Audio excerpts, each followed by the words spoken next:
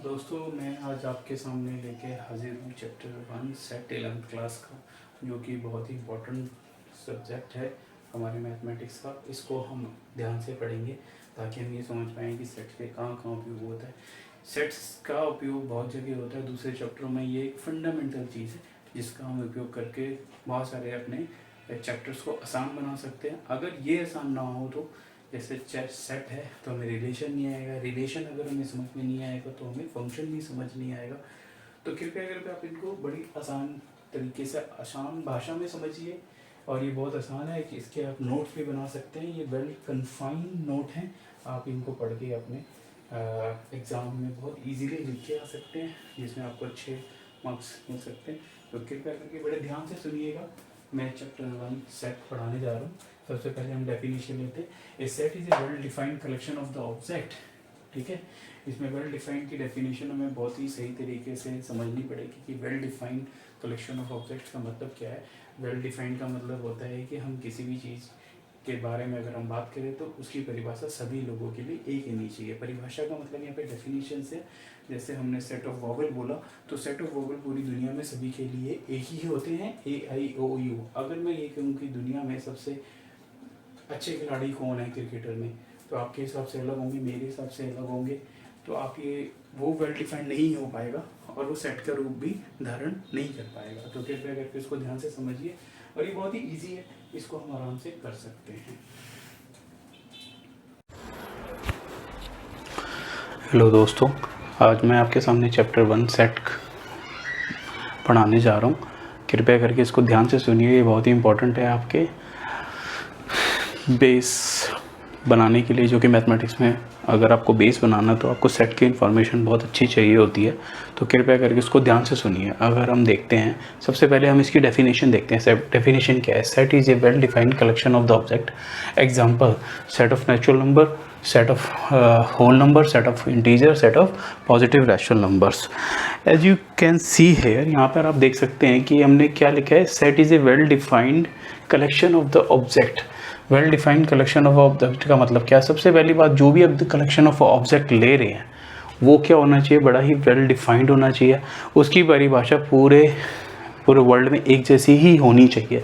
अगर वो एक जैसी नहीं है तो वो वेल डिफाइंड नहीं होगा और वो कलेक्शन ऑफ ऑब्जेक्ट भी नहीं हो सकता फिर। तो अब हम समझेंगे ध्यान से। सबसे पहले इसमें पॉइंट थोड़े नोटेट करने हैं, वो देखते हैं कैसे। पहले सेट को हम कैसे डिनोट करते हैं? ABCD कैपिटल लेटर से आप डिनोट कर सकते हैं। उसके जो एलिमेंट है वो कैसे डिनोट कर सकते हैं? आप ABCD स्मॉल लेटर से डिनोट कर सकते हैं। Like let A belongs to set A denoted by, कैसे लिखे जाएगा? उसको ऐसे लिखा जाएगा, A belongs to set A। ये जो साइन है एप्सिलॉन का होता है वैसे तो, इसको हम यहाँ पे यूज़ कर रहे हैं बिलोंग्स के लिए। ठीक है, और इस पर अगर हम क्रॉस लगा देंगे ये डज नॉट बिलोंग्स हो जाएगा, as you can see here. Method of representation of the set, तो कैसे हम कर सकते हैं उसको? ध्यान से सुनिएगा, दो तरीके से हम कर सकते हैं। दो फॉर्म हो सकती है, एक हो सकती है रोस्टर फॉर्म और एक हो सकती है set builder form. Roster form में हम देखेंगे हम अगर यहाँ पे लेना चाहें रोस्टर का एग्जांपल या लिस्टेड फॉर्म का एग्जांपल, तो हम ले लेते हैं सेट ऑफ वोवेल। मान लीजिए सेट ऑफ वोवेल ले लेते हैं, सेट ऑफ वोवेल ऑफ, ठीक है, सेट ऑफ वोवेल ले लेते हैं। तो उसका हम एग्जांपल ले सकते हैं, set A is equal to represented bye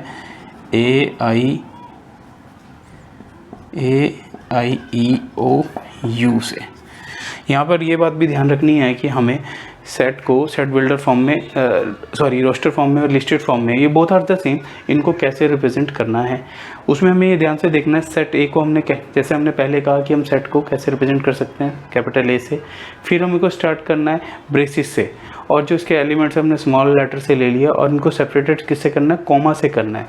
तो वो मैंने यहाँ लिखा है, अगर आप देखेंगे यूजुअली, ठीक है। और दूसरा फॉर्म हमारा यहाँ हो सकता है सेट बिल्डर फॉर्म। उसका एग्जांपल हम ये ले लेते हैं। लाइक अगर हमें AIU को सेट बिल्डर फॉर्म में लिखना है तो हम कैसे लिख सकते हैं? X is a vowel of the English alphabet. तो इसको आप ध्यान से समझिए और सुनिए।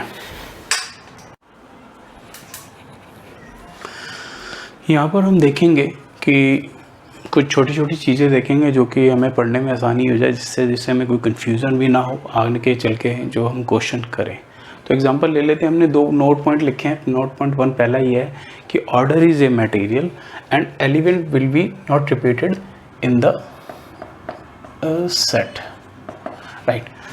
एक एग्जांपल ले लेते हैं, ध्यान से देखिएगा। A set of natural number which divide 42, तो उसका आंसर क्या होगा 1 2 3 6 7 14 21 42। ये ऐसे नंबर हैं जो कि 42 को डिवाइड करते हैं। तो इनका ऑर्डर इंपॉर्टेंट नहीं है, इनको हम ऐसे भी लिख लें, मान लीजिए 2 1 6 3 7 21 14 42, तो आप लिख सकते हैं this is okay, this is okay, कोई प्रॉब्लम नहीं है इसके अंदर। बट ये है कि एलिमेंट्स जितने भी हैं वो डिवाइड करने वाले उसमें प्रेजेंट रहने चाहिए। और दूसरा हमारा जो नोट पॉइंट है वो है English element will be not repeated in the set. मान लीजिए उसका एग्जांपल ये हो सकता है, जैसे कि हमने ये लिया है set of alphabet in school. तो अल्फ़ाबेट स्कूल में कितने अल्फ़ाबेट है, तो एस है, सी है, एच है, ओ एल है, तो यहाँ हमने लिख दिए। बट इसके अंदर ओ 2 बार रिपीट हुआ है तो वो लिखना ज़रूरी नहीं है। उसके लिए हम क्या करेंगे, SCHOL ही लिख देंगे, that is more than sufficient. और यही सेट का रूल होता है, क्योंकि हमें बार बार नहीं लिखना। तो हमें कोशिश हम ये बताने की कर रहे हैं कि ये 2 पॉइंट्स के ऑर्डर क्या है, आगे पीछे लिखा सकता है, वही मटेरियल है। Element will not be repeated, element नहीं लिखे जाएंगे, तो वो आपको ध्यान से देखने हैं। दूसरा एग्जांपल अब हम यहाँ समझने की कोशिश कर रहे हैं कि जैसे मैंने ये एग्जांपल लिखा, ये पूरा हमने क्वेश्चन लिख दिया, x is a natural number and x is between the 3 and 10।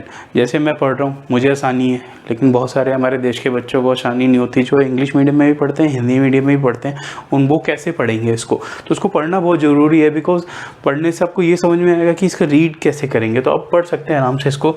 तो ये जो x है इसको हम कैसे पढ़ेंगे, यहाँ से x is a natural number, the set of all natural number x। ये जो x है सेट ऑफ ऑल x है। इस सेमी कॉलन को हम क्या पढ़ेंगे, सच दैट। क्या पढ़ेंगे, such that x is a natural number. बाकी यहीं से पढ़ देंगे, x is a natural number and इसको कैसे पढ़ा जाता है, x is a number which is greater than 3 and smaller than 10। यहाँ पे इक्वल की कंडीशन नहीं है, इसलिए हम इक्वल नहीं पढ़ रहे। तो हम इसको ऐसे भी पढ़ सकते हैं, x लाइज बिटवीन 3 and 10। तो इसमें 3 और 10 इंक्लूडेड नहीं है, ये ध्यान रखिएगा। तो ये भी हमें बड़े ध्यान से पढ़ना है, क्योंकि हमें पढ़ना चाहिए ध्यान से, क्योंकि क्वेश्चन करते वक्त हमें ये समस्या हो जाती है, कई बार हम गलत पढ़ लेते हैं, तो उससे हमें क्वेश्चन को समझने में भी गलती होती है और हम उसका उत्तर भी या आंसर भी सही तरीके से नहीं दे पाते हैं।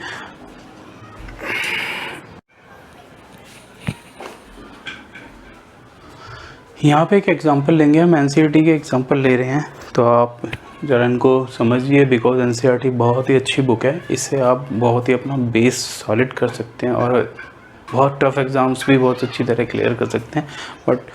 But first should you should have create your base is the main thing. तो हम इस एग्जांपल को देखते हैं, बहुत ही सिंपल एग्जांपल है और मैंने एनसीईआरटी की बुक से लिया, तो आप उसमें भी देख सकते हैं। इन्होंने बोला है कि एक एग्जांपल लिया है कि सेट x, जैसे मैंने अभी थोड़ी देर पहले बताया कि उसको पढ़ते कैसे हैं, x is the all x एक हमारा एलिमेंट है सेट का, such that x is a positive integer and x square is less than 40, not equal नहीं है, तो उसको हमें इस क्लोस्टर फॉर्म में लिस्ट करना है। तो कैसे करेंगे, solution is the part is the king. ये कैसे करेंगे, x पहले हमने कंडीशन ले ली जो इन्होंने बोली थी कि x is the positive integer and another condition is this is the whole condition, right? x square less than 40, let me think। अब देखिए 1 लेंगे, x is a positive integer, yes this is positive integer, और यहाँ पे हम 1 का square करेंगे 1 होता है। 2 इज एन पॉजिटिव इंटीजर, 2 का स्क्वायर क्या होता है 4 होता है, ठीक है। और ये लेस देन 40 भी है, 3 का स्क्वायर 9 होता है, 9 40 लेस देन 40 ट्रू, 4 का square 16 less than 40 true, and 5 का square 25 which is less than 40 true, 6 का स्क्वायर 36 40 ये भी ट्रू है। बट यहाँ पर 7 जैसे ही आएगा, 7 is a positive integer, it is satisfied in this condition, ये सेटिस्फाई कर रहा है इस कंडीशन को, संतुष्ट कर रहा है। और बट इस कंडीशन में ये क्या हो जाता है, फेल हो जाता है। तो हमारा जो आंसर है वो ये होगा, ये हमारे ये आंसर होंगे सेट के, दिस इज़ आवर सेट। तो ये हमने एक एग्जांपल लिया, तो इसको आप समझ सकते हैं। सॉरी फॉर द इंटरप्शन, मैं इस क्वेश्चन को दोबारा लेता हूँ।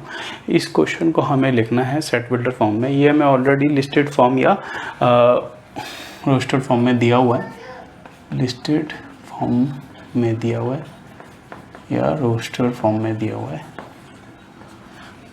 हम समझेंगे इसको कैसे। तो सबसे पहले हम कोई सा भी एग्जांपल लेते हैं। सबसे पहले हम ये 2/3 लेते हैं। इसकी अप्रोच क्या है, अगर आप ध्यान से देखेंगे 2 ऐसे ही लिखा गया, नीचे वाला नंबर 2+1 की फॉर्म में। फिर हम पहला नंबर ये ले लेते हैं 1/2। अगर इसमें ध्यान से देखेंगे तो ये भी ऐसे लिखा है, लेकिन 1+, इसको ब्रेक करेंगे 1+ फॉर्म। तो अगर आप सारे नंबरों को ऐसे ही प्रोड लेंगे, 3 सेम लिखा हुआ है, 3 के नीचे 3+ फॉर्म, सो ऑन ऐसे ही ले लेंगे। मान लीजिए 6+7 लिखा है तो 6+7 लिखा है, तो ये इसके इक्वल आ जाएगा। तो आपको ये समझना है कि हमें अप्रोच कैसे लेनी है और ऐसे क्वेश्चनों को कैसे टैकल करना है। आपको समझ में आ रहा होगा, मैं जहाँ तक समझ रहा हूँ। नहीं तो आप कृपया करके मुझे कमेंट सेक्शन में बताइए कि मुझे अपनी अप्रोच कैसी रखनी चाहिए, स्लो रखनी चाहिए, फास्ट रखनी चाहिए। जैसा आप चाहेंगे मैं वैसे ही पढ़ाऊँगा, बट ये है कि मैं आपको बिल्कुल बेसिक पढ़ाऊँगा। थोड़ा शुरू में टाइम लगेगा, लेकिन ये आपको अच्छी तरह समझ में आ जाएगा और आपको कभी आने वाले एग्ज़ाम में क्या पूरी लाइफ टाइम में कभी सेट्स वगैरह सेक्टरों में तकलीफ़ नहीं होगी। भूल जाइए कि कभी सेट भी मुश्किल लगेगा।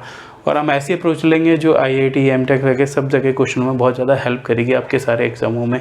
लेकिन बेसिकली मैं आपको चाहता हूँ कि आप अपना फंडामेंटल मजबूत करें। तो इसके क्वेश्चन में ये बना कि x मैंने ले लिया, सेट ऑफ y ले लिया मैंने। तो फॉर्म कैसे ले ली, इसको डिफरेंट करने के लिए मैंने ऐसे ले लिया, x सच दैट x+1। तो x is a natural number. सबसे पहली कंडीशन ये होगी, क्योंकि अगर आप ध्यान से देखेंगे 1 2 3 4 5 6 all are the natural number. ले सकते हैं, कोई प्रॉब्लम नहीं है। पॉजिटिव इंटीजर भी कह सकते हैं, बट हमने यहाँ पर नेचुरल नंबर ले लिया, जैसे NCERT की अप्रोच है। और यहाँ पर हम इसको बोलेंगे कि कहाँ से कहाँ तक जा रहा है। तो ऊपर वाले नंबर को अगर आप देखिए, क्योंकि हम यहाँ पे x ले रहे हैं और 7 इज़ द रिजल्ट। यहाँ पे x डोमेन है। अभी हम पढ़ेंगे सेट और डोमेन भी क्या होता है, वो बाद में पढ़ेंगे। बट x क्या है, एक तरह का डोमेन है, यानी वो बाउंड है कि हमें उससे कितना लेना है। तो x+1 क्या है, रेंज है, आंसर है। तो इस पहले पार्ट को ये इस पर डिपेंड है। तो ये किसके बीच में, वो है 1 से लेके 6 के बीच में, यानी lies between 1 and 6, between and 6। इसमें हम इंक्वायर्ड इसलिए कंसिडर कर रहे हैं, अगर आप ध्यान से देखेंगे, क्योंकि हमने 1 भी लिया, 1 के बाहर भी लिया है, 6 भी लिया, 6 से छोटा भी लिया। तो इसके बीच में कितने सारे नंबर हैं, 1 2 3 4 5 6, ये सारे नंबर हैं। तो मैं आशा करता हूँ कि आपको ये समझ में आया होगा और कृपया करके आप ये करिए इन क्वेश्चनों को। इसकी NCERT की पहली एक्सरसाइज कीजिए। इसी के साथ आज की हम क्लास ख़त्म करते हैं। आपका बहुत बहुत धन्यवाद मुझे सुनने के लिए, और मेरे चैनल को सब्सक्राइब कीजिए और उसको प्रमोट कीजिए, आगे बढ़ाइए, ताकि मैं किसी ना किसी तरह लोगों की हेल्प कर सकूं। धन्यवाद।